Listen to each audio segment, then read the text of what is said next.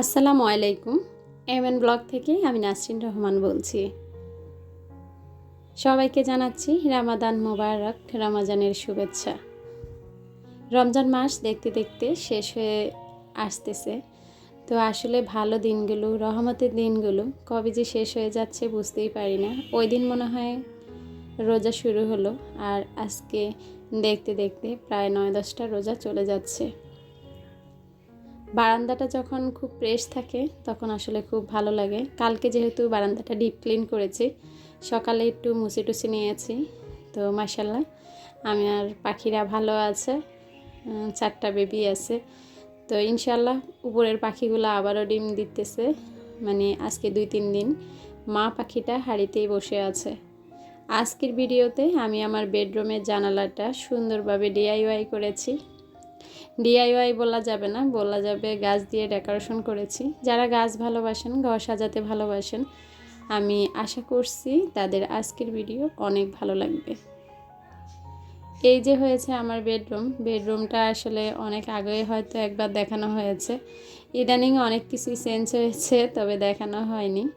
আসলে এপাশ ওপাশ, একোনা ওকোনা ওভাবে ভিডিও করতে করতে সব সময় সব রুম দেখানো হয় না। তো আমি তো আমার খাটের পাশে নিয়ে যে নতুন টেবিলটা দিয়েছি।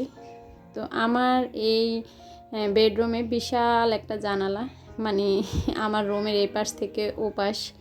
তো বিল্ডিংয়ের আসলে ডিজাইনটাই এরকম।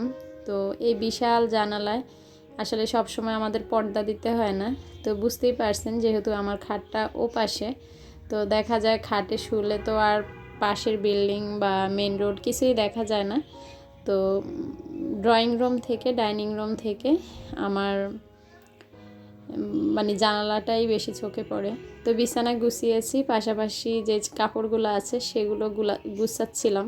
তো ভাবছি কাপড়গুলো পরে গুছাই, আগে জানালাটা ডেকোরেশন করব। পাশাপাশি এই যে আমার ওয়াশরুমের সাথে যে আর্টিফিশিয়ালি অ্যাপেলগুলো দেখতে পাচ্ছেন, সেগুলো আজকে ডিপ ক্লিন করব। আমি সব সময় বলি যে সংসার যত সুন্দর, যত কিছু দিয়ে সাজানো, তো সেই সংসারে কিন্তু কাজ বেশি।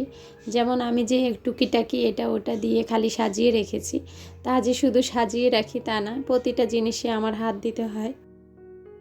কদিন পর পর পরিষ্কার করতে হয়, আর যদি পরিষ্কার না করি তাহলে দেখা যায় ধুলাবালি সব নষ্ট হয়ে যায়। তো আমি আজকে আপনাদেরকে প্রমাণ দেখাবো যে একটা কোনায় হাত দেয়নি, তাতে আমার সংসারে কি অবস্থা। তো ডাইনিং রুমের ব্যালকনিতে যে গাছ আছে সেখান থেকে কিছু গাছ নিয়ে আসলাম। আসলে এক এক সময় এক একভাবে সাজালে সেটার সৌন্দর্য আরও বেশি ভালো লাগে আমার কাছে। অনেক দিন ধরে একভাবে সাজানো থাকলে সেটা ভালো লাগে না। আমার তো মাঝে মাঝে মনে হয় যে ঘরের ফার্নিচারগুলো যদি আমি কয়দিন পর পর এপাশ থেকে ওপাশ করতে পারতাম তাহলে ভালো লাগতো। তবে ছোটোখাটোগুলা তো নাড়াচাড়া করি, বড়গুলা তো আর ইচ্ছা করলে নাড়াচাড়া করতে পারি না। তাই আসলে সব সময় এক জায়গায় আছে। তো এই তো আমি জানালার পাশে গাছ দিয়ে ছিকার মতো যে গাছগুলো আমি সাজিয়েছি সেগুলা কিছু বেঁধে দিয়েছি। আর এখানে এই যে এটা আমি কাটিং থেকে এখানে চারা করেছি, তো সেটা আমি সরাসরি না দিয়ে একটা মগের মাঝে দিলাম, কেননা এটা যদি আমি পানি দেই, এটা নিচে দিয়ে বড় একটা ছিদ্র করা, তাহলে রোমটা নষ্ট হয়ে যাবে। আর এখানে মগের মাঝে আমি এটা সুন্দর করে একটু ফুল করেছিলাম। এই মগটা প্লাস্টিকের, তো এটা শখ করে কেনা হয়েছে। এটা তো গাছ লাগিয়ে দিয়েছি, তো এটাও আমি গ্রিলের সাথে বেঁধে দিয়েছি। আর এই যে থাই মানি প্লান্টটা কাটিং করে আবারও বসিয়েছি। তো সেটাও আমি এখন কোথায় বসাবো, কি করব, প্রথম আসলে বুঝতে পারি না। তো এখন এটাও বেঁধে দিলাম। তো আমার বাদাবাদির কাজ শেষ, এখন আপনাদেরকে পুরো লুকটা দেখাচ্ছি। আমার রুমে ঢোকার সময় প্রথমে নজরে পড়ে জানালাটা। তো এই যে জানালাতে আজকে একটু সবুজের ছোঁয়া দিয়ে দিলাম। তো এখানে আসলে যেহেতু পর্দা টানার দরকার নেই, বৃষ্টি আসলে শুধু গ্লাসটা বাইরে দিয়ে টেনে দিলেই যথেষ্ট। তাই আমি এটাকে সম্পূর্ণ গাছ দিয়ে দিলাম। তো এই গাছগুলো যখন কিছু কিছু ঝুলবে, কিছু কিছু ছোটই থাকবে। আর নিয়াজের পড়ার টেবিলের পাশটার পরিবেশটা খুবই সুন্দর হয়েছে।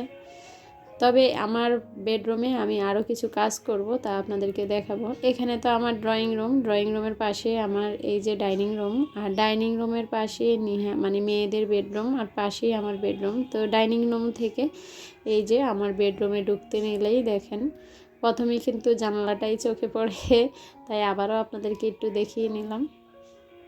তো নিয়াজের টেবিলটা আসলে বড় সড়ো হওয়াতে এই পাশটা পুরাই মানে কাভার হয়ে গিয়েছে।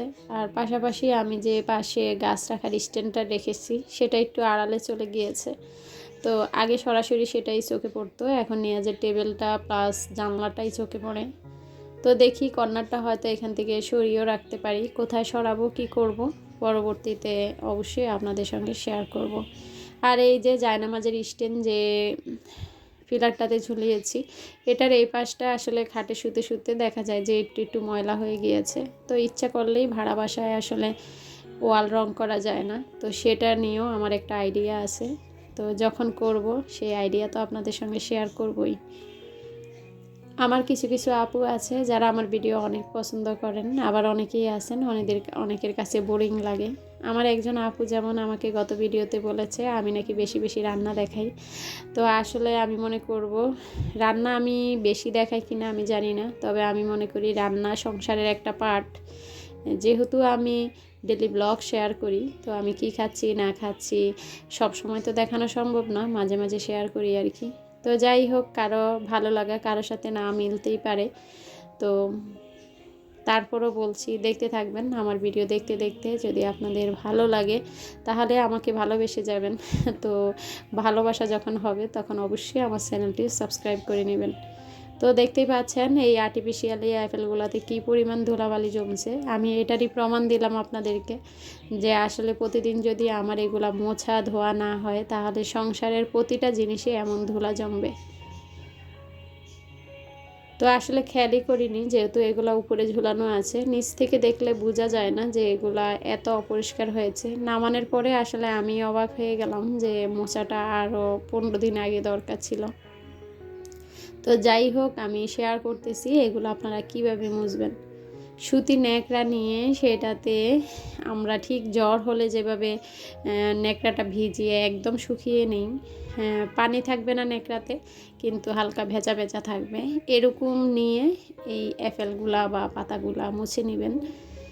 আপনি ইচ্ছা করলে অ্যাপেলগুলা পাতাগুলা কিন্তু পানিতে ধুয়ে রাখতে পারবেন, কিন্তু এটার সাথে যে রশিটা থাকে এই যে সবুজ সবুজ, সেটা কিন্তু সম্পূর্ণই একটা রং দেওয়া, সেটা কিন্তু ভেজা, বেশি হাত দিয়ে ধরলে আপনার হাতে রং লেগে যাবে। আমি 99 বাকি যে কোনো আর্টিফিশিয়ালি দোকানে এগুলা দেখেছি সবগুলা একই রকম।